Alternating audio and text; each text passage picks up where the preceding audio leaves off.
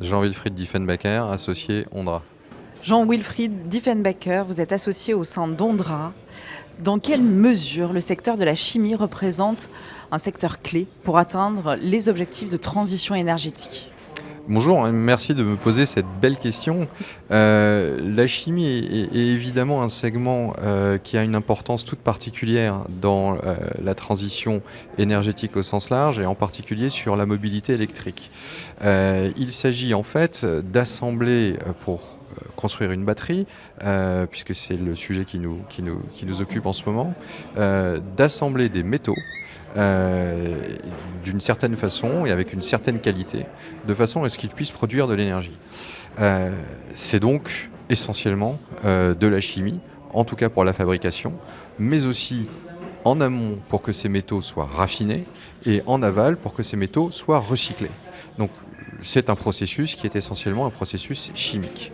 À ce propos, les mineurs, les sociétés minières qui se sont développées au cours des dernières années et qui ont évolué vers l'extraction pure de métaux qui n'avaient rien à voir avec le lithium, le nickel ou le cobalt par exemple, et qui ont voulu pénétrer la chaîne de valeur des batteries électriques émergentes, ont constaté qu'il fallait non plus être que mineur, mais aussi chimiste. Et on a eu en Europe des cas heureux et des cas malheureux de sociétés qui ont réussi à passer le pas, c'est-à-dire de devenir mineur pur, mineur chimiste, et ceux qui se sont essentiellement concentrés sur l'extraction, soit par choix, soit par échec. Alors au sein des équipes d'Ondra aujourd'hui, est-ce qu'il y a des sujets qui vous occupent particulièrement? Alors tout particulièrement la réindustrialisation qui consiste à essayer, dans la mesure du possible, de rapatrier le maximum de segments de chaînes de valeur dans les frontières de l'Union européenne et plus particulièrement en France.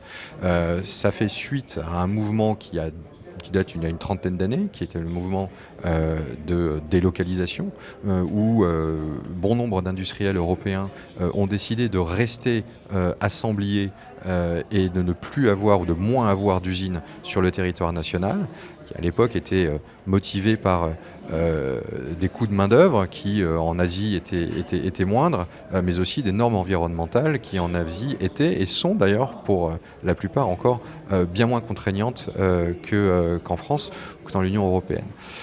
Le mouvement inverse est complexe, il est long, il est gourmand en capital et est émaillé de projets qui sont soit des demi-échecs, soit des demi-succès avant de devenir des succès. Donc c'est particulièrement ces sujets qui nous préoccupent en ce moment et qui m'occupent moi personnellement.